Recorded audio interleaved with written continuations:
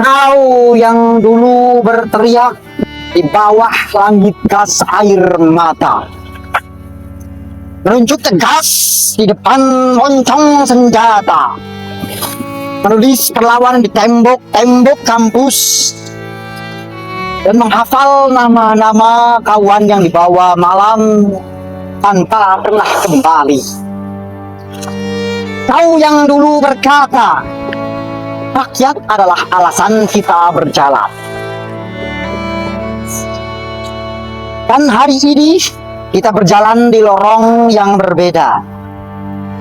Aku melihatmu duduk di kursi empuk kekuasaan, di ruangan yang kedap dari suara pasar, dari jerit rakyat yang tanahnya dirampas, dari buruh yang upahnya kalah oleh harga beras, dari ibu yang menghitung receh untuk membeli masa depan anaknya. Kau masih pandai berbicara, tapi kini kau berbicara dengan memakai jas, berdasi, dan selalu diawali dengan kalimat, situasinya tidak sesederhana itu, Bu. Padahal dulu kaulah yang mengajarkan bahwa ketidakadilan tidak membutuhkan perjalanan yang rumit. Kawan, mana suaramu? Dulu kau mampu berteriak walaupun tak dibayar oleh rakyat. Tapi kini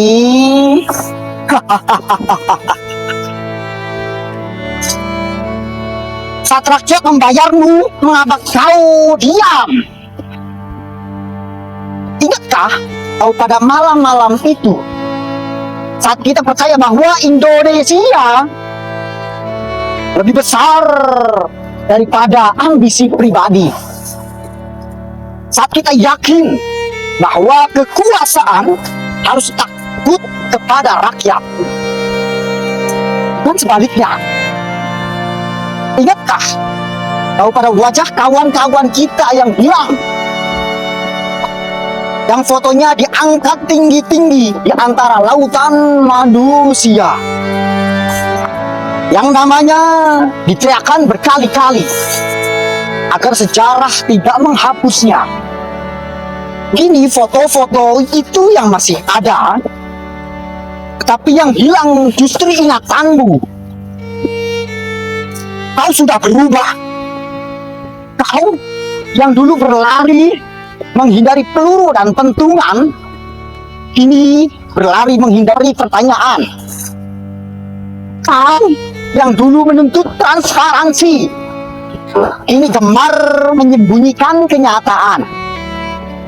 Kau yang dulu berteriak lantang, lawan tirani, kini sibuk menjelaskan mengapa tirani kali ini harus dimaklumkan.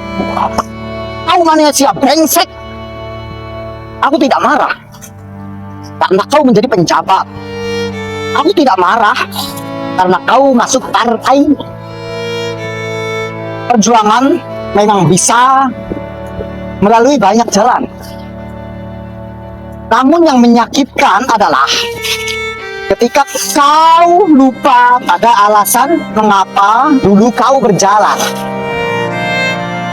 Yang menyakitkan adalah ketika kau berdiri di samping mereka yang dulu kau lawan, lalu kini meminta rakyat untuk percaya bahwa tidak ada yang salah dengan keadaan.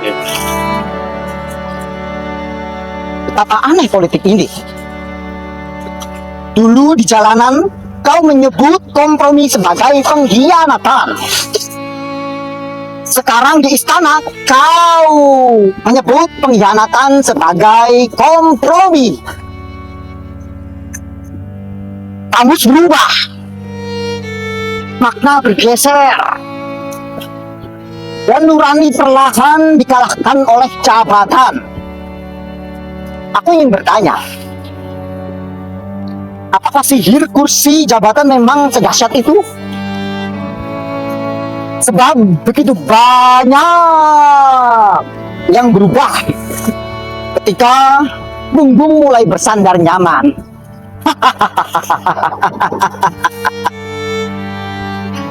Luka-luka lama mendadak dianggap romantisme. Penculikan menjadi catatan kaki. Penjara menjadi cerita seminar. Kematian menjadi bahan pidato peringatan. Sedangkan para korban perjuangan tetap menjadi korban.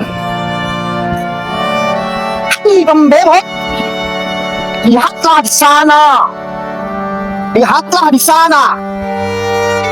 Ibu dari seorang aktivis yang hilang. Masih menyimpan kamar anaknya. Masih menunggu ketukan pintu. Masih percaya bahwa suatu hari keadilan akan pulang. Dan kau bahkan tak lagi menyebut namanya. Mungkin karena kau takut mengganggu karirmu.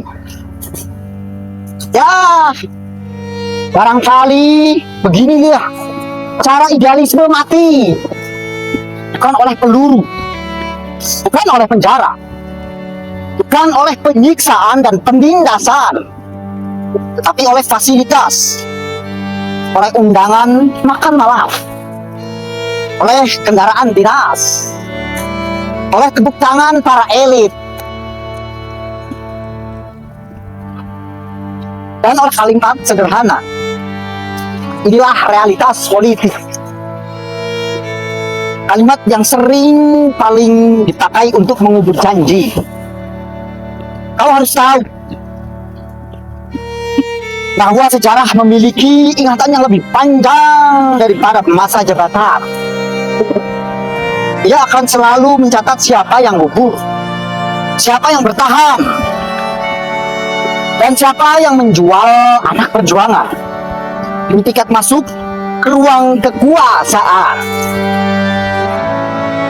Ketika kelak anak cucu bertanya, di mana kau berdiri saat rakyat kembali dihianati? Tidak ada konferensi pers yang mampu menjawabnya. Tidak ada partai yang mampu melindungimu. Tidak ada jabatan yang mampu menyelamatkanmu. Yang tersisa hanya satu. Apakah namamu dikenang sebagai penjaga cita-cita, atau sebagai orang yang pernah berada dalam barisan perlawanan? Dan semua itu akan menjadi alasan mengapa perlawanan harus dimulai lagi.